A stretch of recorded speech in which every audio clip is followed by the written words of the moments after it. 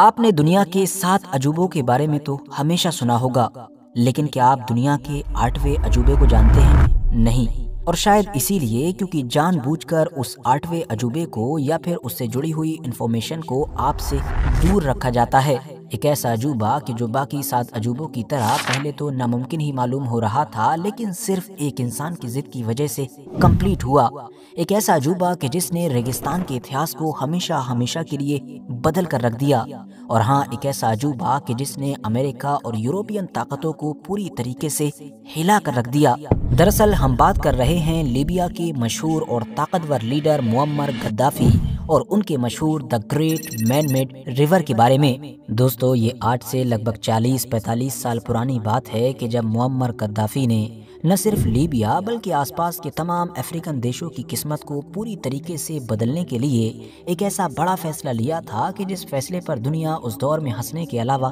کچھ اور نہیں کر رہی تھی۔ لیکن پھر دنیا نے دیکھا کہ جس فیصلے پر لوگ ہنس رہے تھے، اسی چیز کو معمر غدافی نے اپنی پوری ضد کے ساتھ کر کے دکھایا، اور وہ بھی اس طرح سے کر کے دکھایا کہ مانو دنیا کے ہوش اڑ گئے۔ ساتھیو، اگر آپ میں سے کچھ لوگ نہیں جانتے ہیں تو بتاتے چلیں کہ لیبیا ایک ایسا سوکھا اور ریگستانی علاقہ ہے کہ جس کو اگر آپ لوگ دنیا کے نقشے میں بھی دیکھو گے تو وہاں پر بھی آپ لوگوں کو ہریالی کے نام پر ایک ڈاٹ تک نظر نہیں آئے گا۔ یہاں پر بارش اتنی نایاب چیز ہے کہ سالوں گزر جاتے ہیں، لوگوں کو دیکھنے کو نہیں ملتی ہے، اور کئی علاقوں میں تو 10-10 سال تک بارش ہوتی ہی نہیں ہے، جس کی وجہ سے یہاں پر گرمی کا کیا عالم ہوگا اس کا آپ لوگ اندازہ لگا ہی سکتے ہیں۔ ایون یہاں پر اگر کہیں آپ لوگ کھلی جگہ پر پانی ڈال دو گے تو وہ چند لمحوں کے اندر غائب ہو جائے گا۔ لیبیا کا معاملہ کچھ ایسا ہے کہ جب بات کروڈ آئل کی آتی ہے تو وہ آئل ریزروز کے معاملے میں امریکہ سے بھی آگے نظر آتا ہے، لیکن جب بات فریش واٹر کی آتی ہے، صاف ستھرے پانی کی آتی ہے، تو یہاں پر ایک بھی نیچرل ندی موجود نہیں ہے۔ یہ 1950 کے آس پاس کا دور ہوگا کہ جب لیبیا کے اندر تیل کی کھوج چل رہی تھی، مگر اسی کھوج کے بیچ میں اچانک سے لیبیا کی زمین کے نیچے سے سب سے بڑا خزانہ نکل آیا، اور یہ خزانہ کچھ اور نہیں بلکہ فریش واٹر تھا۔ کیونکہ آپ سوچئے کہ صحارا کا علاقہ کہ جہاں پر 2 بوند پانی کے لیے لوگ ترستے رہتے ہیں، اس کی زمین کے نیچے اگر 1.5 lakh cubic kilometre fresh water نکل آئے تو اس سے بڑا خزانہ کیا ہو سکتا ہے؟ یہ ایک طریقے کا فوسل واٹر ہے کہ جس کے بارے میں دعویٰ کیا جاتا ہے کہ یہ لیبیا کی زمین کے نچلے حصے پر اتنا زیادہ پہلے سے موجود ہے کہ جتنا دنیا شاید امیجن بھی نہیں کر سکتی ہے، اور اس کی کوانٹٹی بھی اتنی زیادہ ہے کہ اگر پوری دنیا مل کر بھی اگلے کئی سالوں تک اس کا استعمال کرتی رہے تب بھی یہ ختم نہیں ہونے والا ہے۔ یہی وجہ ہے کہ آگے چل کر جب لیبیا کو ایک ینگ اور ابھرتا ہوا نیا لیڈر مطلب کہ معمر غدافی ملا تو معمر غدافی نے من ہی من میں یہ فیصلہ کر لیا تھا کہ چاہے کچھ بھی ہو جائے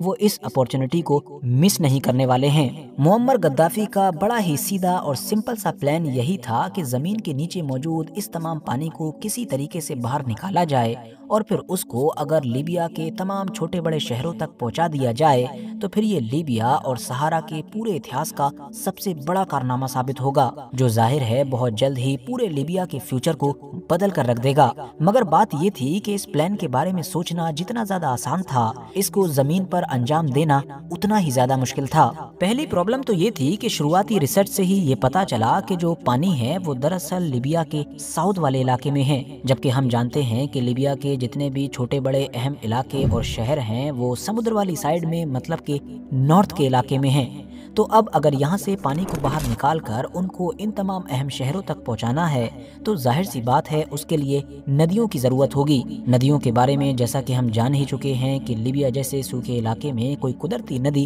موجود ہی نہیں ہے، جس کے بعد کنفرم تھا کہ اگر پانی کو پہنچانا ہے تو پھر آرٹیفیشل ریورز مطلب کہ ایسی ندیاں بنانی ہوں گی کہ جو قدرتی نہیں ہوں گی بلکہ انسانوں نے خود بنائی ہوں گی، وہ بھی کہیں اور نہیں بلکہ لیبیا جیسے ایک سوکھے، کٹھن اور ریگستانی علاقے میں۔ پروجیکٹ پر کام کرنے والے ایکسپرٹس نے جب اپنا کچھ حساب کتاب لگایا تو ان کو یہ سمجھ آیا کہ اگر ان کو تمام شہروں تک پانی پہنچانا ہے تو ان کو لگ بھگ 2820 کلومیٹر لمبی ندی بنانی ہوگی۔ یہ دوری، یہ لمبائی کوئی معمولی نہیں ہے بلکہ یہ اتنی زیادہ ہے کہ انڈیا کے حساب سے دیکھیں تو ایک بندہ دہلی سے ممبئی جائے گا اور پھر ممبئی سے دوبارہ دہلی واپس آئے گا، تب جا کر یہ پورا ڈسٹینس کور ہو سکے گا۔ لیبیا کے لیڈر معمر غدافی کو جب اس آنکڑے کے بارے میں بتایا گیا तो परेशानी तो मुअम्मर गद्दाफी को भी हुई, लेकिन उन्होंने हिम्मत नहीं हारी। और अभी दूसरा चैलेंज आना भी बाकी था, और वो बड़ा चैलेंज ये था कि इतनी लंबी आर्टिफिशियल नदियां बनाकर जैसे तैसे हम उनमें पानी तो उतार देंगे,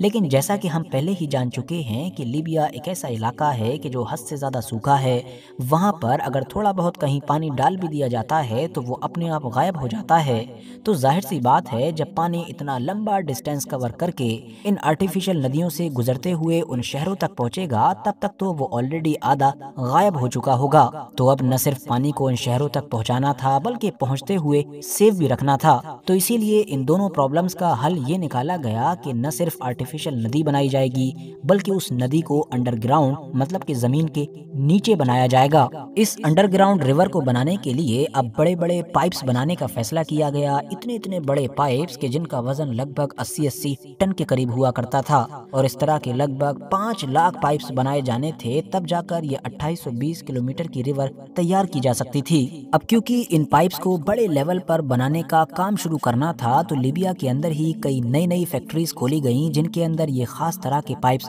तैयार किए जाते थे। इन पाइप्स को कंक्रीट और स्टील के जरिए से तैयार किया जाता था। एक पाइप के अंदर लगभग 8 किलोमीटर स्टील वायर्स का यूज किया जाता था। इन तमाम पाइप्स को बनाने में जो स्टील इस्तेमाल हुआ था वो इतना ज्यादा था कि अगर उसको सीधा बिछा दिया जाए तो वो हमारे इस पृथ्वी के भी गिर्द लगभग 100 बार चक्कर लगा सकता है। अब पाइप्स तो अलग अलग फैक्ट्रीज में बड़े लेवल पर बनने शुरू हो चुके थे, लेकिन अब बारी थी उन तमाम पाइप्स को वहां से एक किसी ट्रक वगैरह में लोड करके उस जगह पर पहुंचाना कि जहां पर काम चल रहा है। और प्रॉब्लम की बात ये थी कि 1980 के दौर के आसपास तक लीबिया के अंदर इस तरह के बड़े लेवल के रोड्स मौजूद नहीं थे। इसीलिए पहले फेस में ही सबसे पहले अब साउथ कोरियन कंपनी को बुलाया गया और लगभग 3200 किलोमीटर लंबा एक जबरदस्त रोड तैयार करवाया गया। और उसके बाद फिर खुदाई का काम शुरू किया गया, क्योंकि अब इन पाइप्स को जमीन के लगभग 20 फुट अंदर पहुंचाना था। यहाँ तक जितना भी काम हुआ था इसको फेस 1 के नाम से जाना जाता है, और यहाँ तक ही ऑलरेडी लगभग 5 अरब डॉलर्स खर्च हो चुके थे।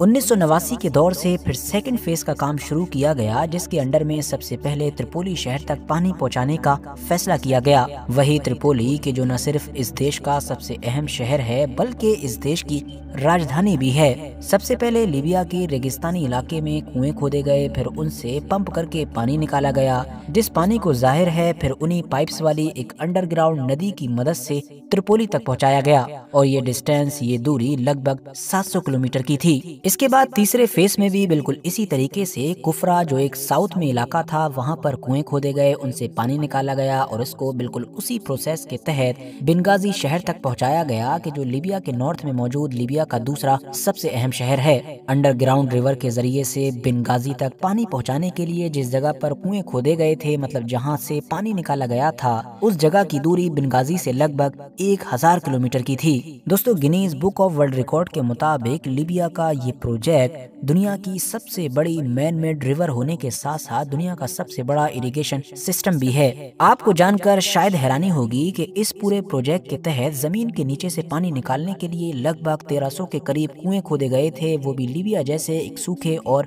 रेगिस्तानी इलाके में। 2800 किलोमीटर की एक लंबी अंडरग्राउंड नदी बनाई गई थी, जो कि हम जान ही चुके हैं, जिसके जरिए से फिर लीबिया के हर घर के अंदर पानी पहुंचाया जा रहा था। और जब इतने बड़े लेवल पर सब कुछ किया जा रहा था, तो जाहिर है इस बड़े प्रोजेक्ट में पैसा भी बहुत लगा होगा। जी हाँ, अगर एक रिपोर्ट की माने तो इसमें लगभग 25 बिलियन डॉलर्स का खर्चा आया था। और इसमें भी सबसे ज्यादा हैरानी की बात यह है कि ये सब कुछ बिना किसी बाहरी मदद के किया गया था। अब लीबिया ने इतने बड़े प्रोजेक्ट के लिए बाहर से कोई लोन या किसी तरह की कोई हेल्प क्यों नहीं ली, ये उन तमाम लोगों को बताने की जरूरत नहीं है जो ऑलरेडी मुअम्मर गद्दाफी के बारे में काफी कुछ जानते हैं, क्योंकि मुअम्मर गद्दाफी को शुरू से ही एक एंटी वेस्ट, बल्कि एक ऐसे नेता के तौर पर जाना जाता था कि जो न सिर्फ लीबिया बल्कि आसपास के तमाम अरब देशों पर भी जो वेस्टर्न इन्फ्लुएंस है उनकी मुखालिफत किया करता था। मुअम्मर गद्दाफी के इस एक प्रोजेक्ट ने मानो लीबिया को पूरी तरीके से बदल कर रख दिया। इस प्रोजेक्ट ने न सिर्फ लीबिया के मिलियंस लोगों तक पीने और बाकी जरूरतों के लिए पानी पहुंचाया,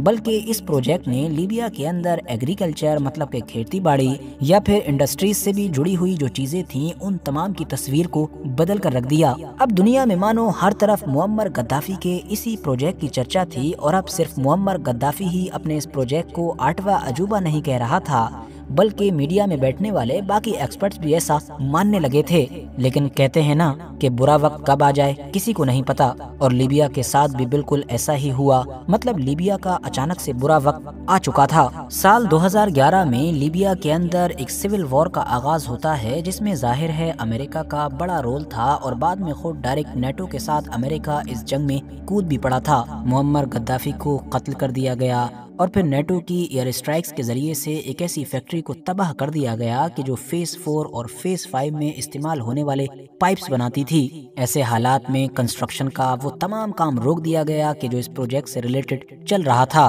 और जैसा कि हम सभी जानते ही हैं कि 2011 मतलब मुअम्मर गद्दाफी के जाने के बाद से लेकर अब तक लीबिया अलग अलग टुकड़ों में बटा हुआ है। मतलब किसी न किसी तरीके की जंग का सामना कर ही रहा है। पूरा लीबिया मानो बर्बाद हो चुका है और हर तरफ अफरा तफरी का माहौल है। इसीलिए 2011 के बाद से जो दौर गुजरा है उसमें फिर इस पूरे प्रोजेक्ट का जो इंफ्रास्ट्रक्चर था उसको भी नजरअंदाज कर दिया गया। इससे जुड़ा हुआ कोई अगला काम करना तो दूर, बल्कि जो ऑलरेडी चीजें मौजूद हैं उनकी ना तो कोई रिपेयर हुई ना मेंटेनेंस हुई, जिसकी वजह से हालात खराब से खराब होते चले गए। और आज हालत ऐसी है कि ना तो त्रिपोली में सही से पानी है और ना ही बेंगाजी में। मतलब ये कि मुअम्मर गद्दाफी के एक हद से ज्यादा मुश्किल प्रोजेक्ट ने लीबिया की जिस हालत को पूरी तरीके से बदल दिया था, अब लीबिया एक बार फिर से उसी हालत की तरफ लौट रहा है। बाकी आखिर में जाते जाते इस पूरे टॉपिक पर आप लोगों की क्या राय है कमेंट्स बॉक्स में जरूर बताएं। वीडियो अगर जानकारी से भरपूर लगी हो तो लाइक करने के साथ साथ दोस्तों के साथ जरूर शेयर करें, और ऐसे ही नॉलेजेबल और हिस्टोरिकल वीडियोस हमेशा देखने के लिए हमारे इस चैनल को सब्सक्राइब करने के साथ साथ बेल आइकन को